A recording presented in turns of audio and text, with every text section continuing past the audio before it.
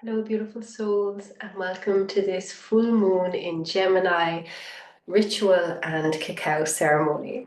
It is the last full moon of 2024, and it's bringing a lot of luminous energy. It's bringing with it a lot of light and clarity and showing the path ahead. And remember, just because the year is closing out doesn't mean that everything is suddenly ending. Everything is continuation, the cycle and the circle of life, of birth, death, and rebirth. So take this time as Mercury retrograde comes to a close and it goes direct to continue that reflective energy. How has my year been? How have I been showing up for myself? How are my goals and dreams and desires being nurtured and adhered to? What is manifesting for me? What is blocking me? And it's really important to lean into these questions and this deep reflection, because the more you sift out the weeds from your garden, the more of the beauty of what you already have will come to the surface. Because so many of us are focused on what we don't have, what hasn't happened yet, the relationship, the career, the money, the house, the holiday, the travel, so on and so forth. And we are not so quick to look at what has transpired, what has manifested, what we have achieved. So in nearly 365 days, what are you grateful for? What are you acknowledging in your accomplishments? And, if there has been mistakes or if there has been detours, what have you learned from that? And what are you going to change in the future? Because Gemini is an air sign and it's symbolized by the twins. One is an earth-based being and the other is a spiritual being, because we are both. We're both human and spirit. We are embodying this human experience as a spirit, as a soul. So we are this multi-layered, multi-dimensional being, and sometimes we limit ourselves through our perception, through our mind. So this Gemini energy is asking you to think up in the clouds, like really dream big and see from that lighter, higher perspective. Because sometimes we can be so limited by the tangible and what it is, and we think that's going to be our reality for evermore. Whereas inhalation, air is inspiration, it's spirit entering. And when we exhale, we let go of any attachment. So have a look around your reality and see what you think is fixed, and how, if that was lighter and more movable or non-existent, what would your life be like? So I encourage you to daydream over these days. The moon peaks on Sunday, the 15th of December. So normally 3 days before the day of and 3 days after is a fantastic time to get into this energy and really harness this healing energy from Grandmother Moon. So if you want a deeper dive into the specifics of this moon, do read the blog post, or in the Rose Code community, I have everything more specifically detailed out in that. But let's look at what the cards want to bring forward. So if you have any specific questions or anything that you're needing or wanting clarity on, bring that to the forefront of your mind. Close down your eyelids, take a deep breath in. And exhale, send your energy into the cards. And let's see what extra guidance wants to come through.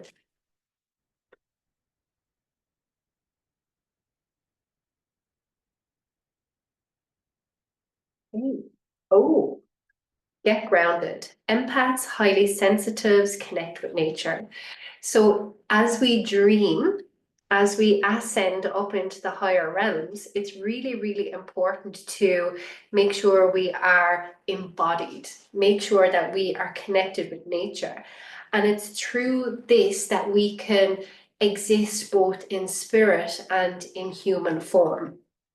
And there's a lot of flowering here, a lot of abundance, a lot of wisdom, and a lot of energy healing and alignment through the body as well. So if you feel that you're very connected to spirit but can't pay your bills, or can't save money, or can't keep a job, or struggle in this human experience, then you really need to bring all of that spiritual energy down into your body and let it radiate out into your life. The two do not have to be separated. And of course, the trees are great allies to help you ground and channel that energy as well. Because a tree is the perfect representation of deeply rooted into the earth and reaching up into the skies. The next card is take a break. A life's work, not a season. Get off the treadmill. So this is what I'm saying. Just because the calendar year is coming to an end, it doesn't mean that you have to get everything done before the year ends. The day tomorrow will come tomorrow, and your to-do list can be done tomorrow or the next day. So rather than wearing yourself out before the year ends, just prioritize things. What really needs to be done, and how much more time can I take to rest and to really get in tune with nature. Nature isn't speeding up. Nature is slowing down and moving more inward. You can see here through the water, she is opening up to her emotional healing. There seems to be some mountains there, so there could be this new goal or this new dream or desire that you want to accomplish. And instead of looking through the window out into the world, she's fully in the world. So when we step back and take a break, everything expands. We become more inspired. We become more open, more joyful. So it's important to, yes, work, but also don't forget to play. And the final card, Soul Family. Call in your tribe. You do not have to do this alone. And I know for so many, it can be very lonely when you're on this healing journey, or when you're on this spiritual path, or if you've just had a spiritual awakening. It can feel very alienating and very lonely. But that's because you have detached from what you've always known, and you've been catapulted into this new reality or this new awareness.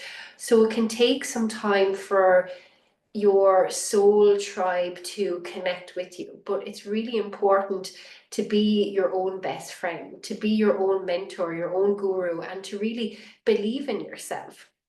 And when you're fully rooted in self-love and authenticity, your soul tribe will find you quicker. And it's not that you have to go out and look for them, but they will be attracted to you. And you can see here the two women have third eyes and hands connected. They're really connecting through their intuition, through feeling, and through embodiment as well. The whales are here, the dolphins are here. So these are very celestial beings, very gentle beings. So making sure that your relationships are nurturing, are uplifting, are joyful, are fun and playful. Yes, beautiful cards. So I'll post them in the community so you can have a deeper look at the pictures, and sometimes just by even looking at the cards can create this activation in your system. So, full moons are a great time for release, for letting go, for shedding, for illuminating shadow aspects of ourselves.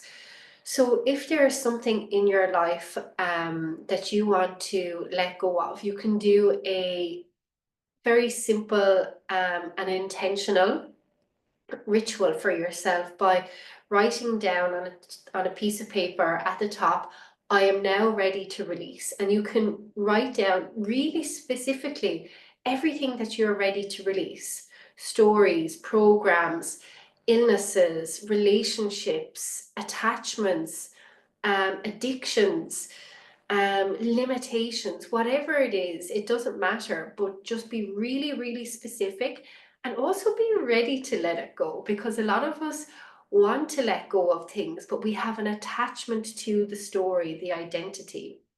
So before you put that on the paper, ask yourself, am I truly ready to release this and create space for something new to come into my life? So have a little conversation with yourself, a little soul connection and soul inquiry to see if you are truly ready to let this go. And when you've written the list and read it a couple of times, you can fold it up and hold it to your heart and ask for the strength of your heart, your soul, because that's where your soul lives, to fully release and let go of whatever it is that you have said that you were going to release. And then obviously use caution and make sure that you're burning it in a safe environment. So either a fire or outside if you have a fire pit, and make sure you do it safely. And invoke and connect with the fire element, the fire consciousness, to transmute and alchemize and release that energy of whatever attachments or whatever things that you are letting go. And watch the time period after the full moon to the new moon, because every 2 weeks there's a new or full moon. And just notice what space is being created in your life, or what ripple effects are happening after that. So that's a very, very powerful ritual. And it's also good for the mind to see those things being written down and released. So I hope that has brought some clarity and some perspective to this lunation, to this Gemini full moon, and also to the end of Mercury retrograde.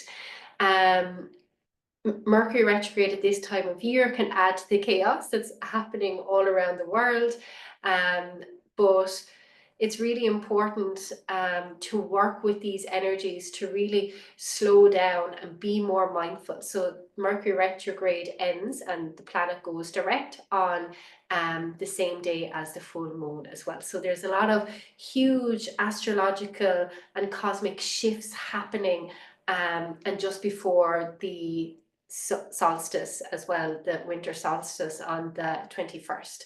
So there's a lot of positive new portals and energies opening for you. So if you aren't happy with your life right now, identify that, acknowledge it, and then focus on what you do want. And then when we tune into these energies, it amplifies our heart's desires and our dreams and helps to align us with them. And that's why these bi-weekly moon rituals are so important, because we're always keeping up and in with the energy that we are so lucky to be connected to and be aware of. So that's why I love hosting these events. So once again, thank you for tuning in. I hope it's supporting you so far. And we are now going to move into a very gentle cacao ceremony. So if you have a cup of tea